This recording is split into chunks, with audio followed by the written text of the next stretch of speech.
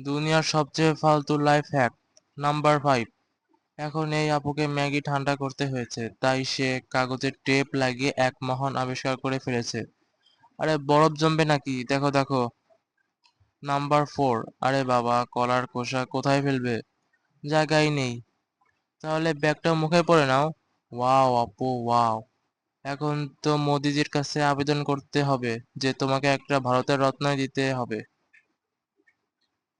Number 3। এই আপু বাসন ধোয়ার জন্য একটা চমৎকার বুদ্ধি বের করেছে।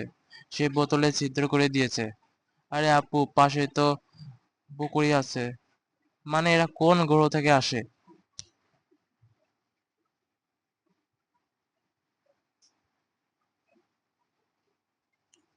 নাম্বার 2। এই আপু চিটিং করার জন্য সেলফি তুলেছে।